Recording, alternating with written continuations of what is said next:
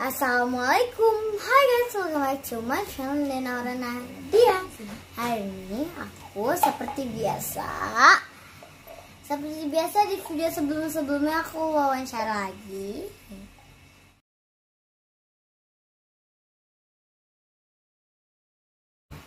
Om Fatih ini beliau ilmuwan loh guys. Yuk ikutin terus, let's go. Tunggu, sebelum nonton jangan lupa subscribe ya dan nyalain loncengnya.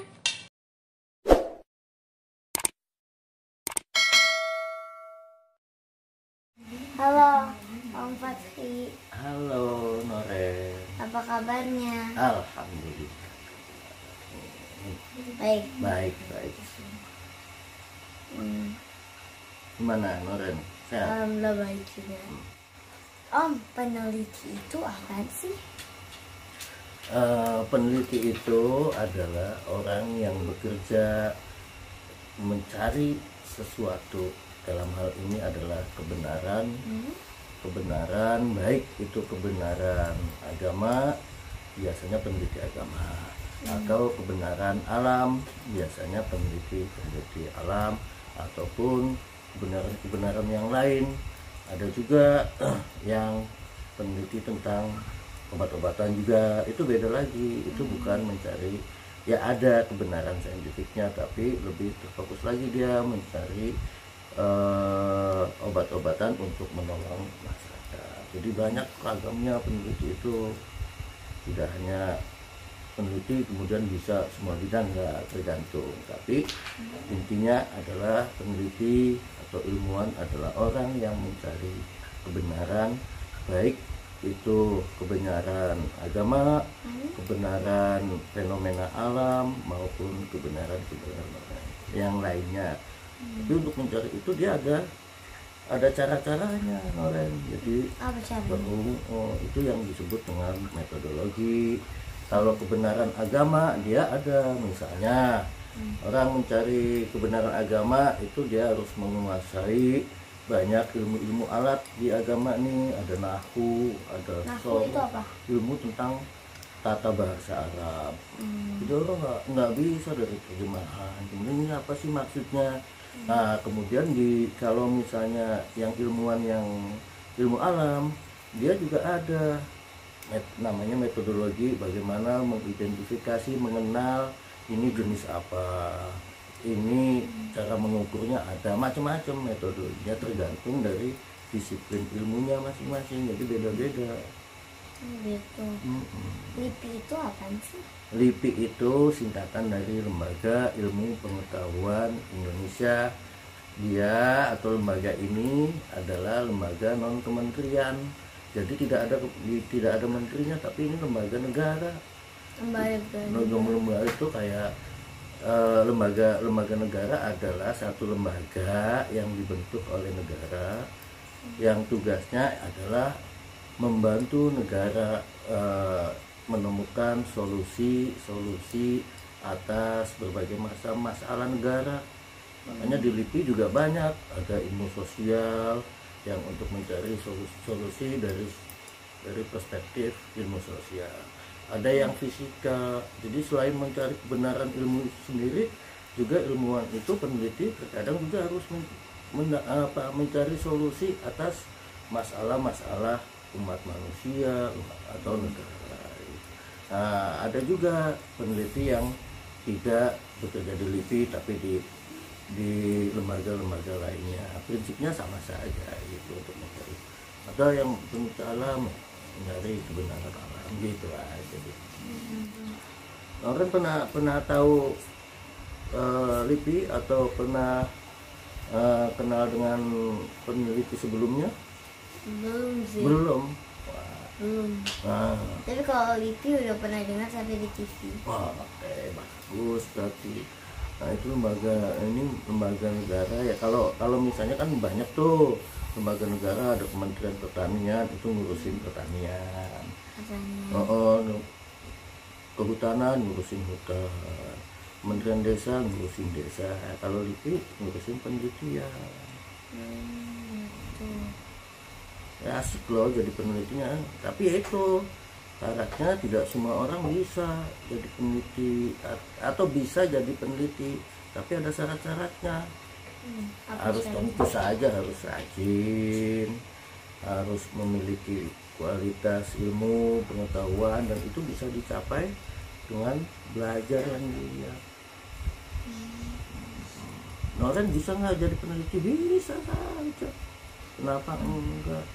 Tapi ya harus mulai sekolah yang benar, belajar yang benar, nanti kemudian bisa menjadi peneliti. Tidak harus tergabung dengan LIPI, bisa peneliti di universitas, bisa di mana tuh.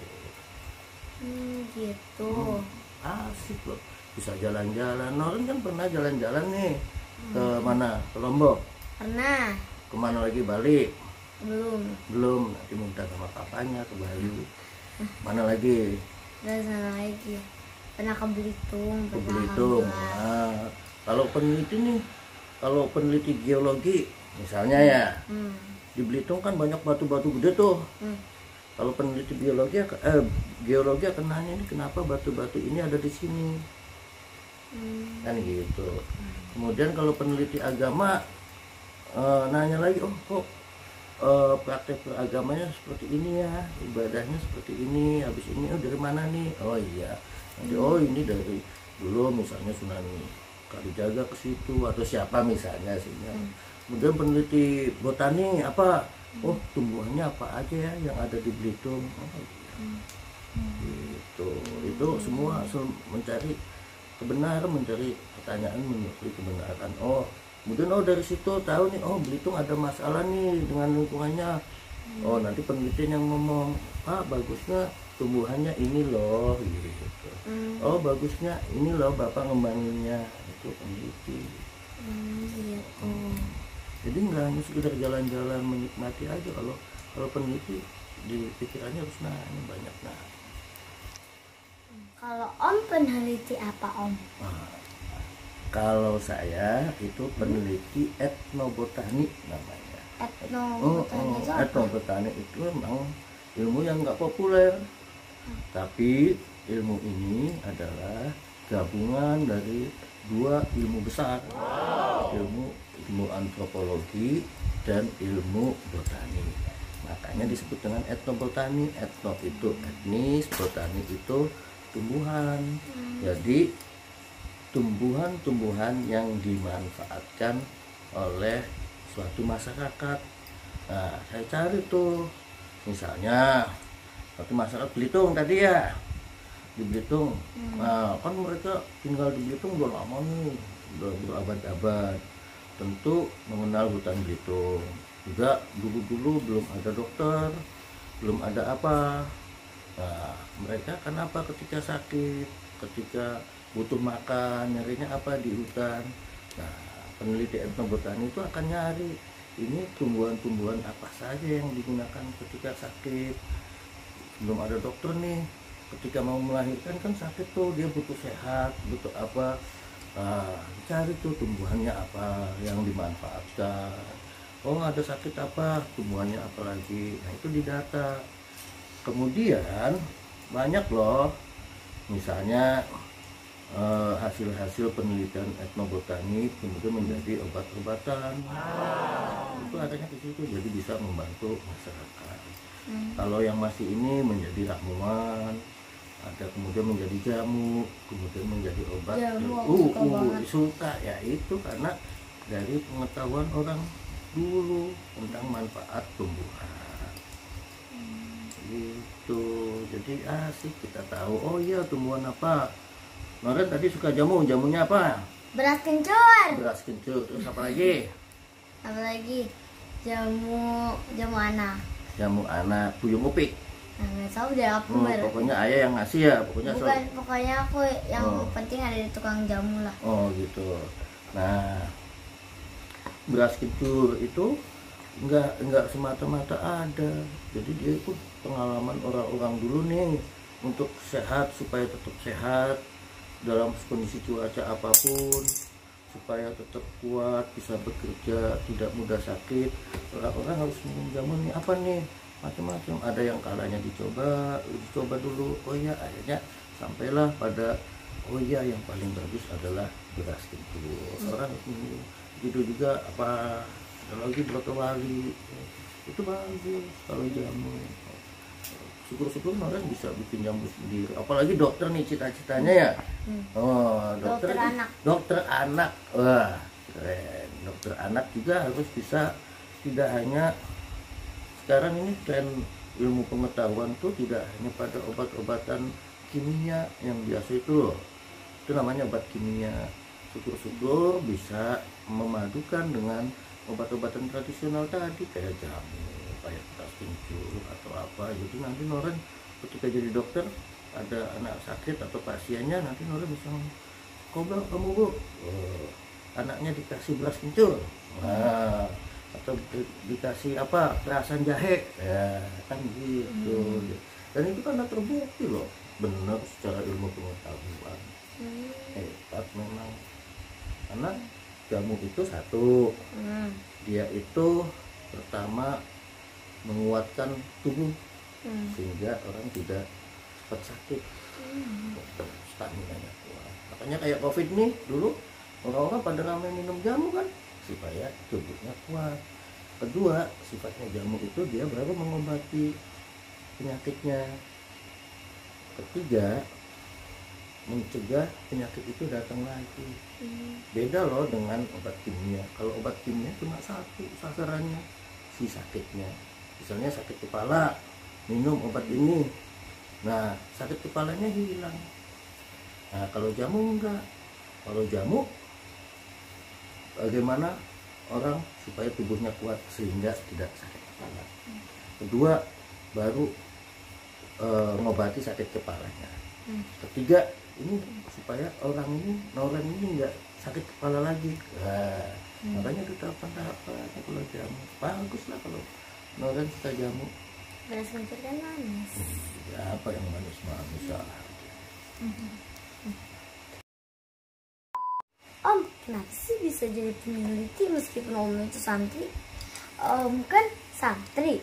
Kalau jadi santri itu biasanya kan jadi ustadz, jadi kiai. Tapi kenapa Om bisa jadi peneliti? Ya ini kan karena kalau santri itu harus berpikirnya pertama itu untuk melibatkan Allah ya. Jadi ini adalah jasanya Gusti Allah atau kehendaknya Allah. Kedua, santri itu adalah orang yang memiliki daya lentur, daya tahan, dan bisa berprofesi apa saja, nggak dibatasi. Bahkan salah loh kalau misalnya Noren atau sobat Noren hanya berpikir santri itu menjadi ustadz atau kiai. Itu nggak benar. Karena apa? Karena zaman dulu, pada abad pertengahan ketika Islam sedang jaya, ini semua ilmuwan, semua peneliti itu juga ahli fikih, ahli agama. Coba Noren mau sebut apa yang kenal, misalnya Ibnu Sina. Oh, pernah dengar nggak? Pernah waktu pelajaran SKI. Nah, Ibnu Sina, Ibnu Rus, itu semua adalah santri semua kalau bahasa sekarangnya. Karena Ibnu Sina itu muridnya, cucu muridnya Imam Syafi'i, atau beliau bermazhab Syafi'i atau apa.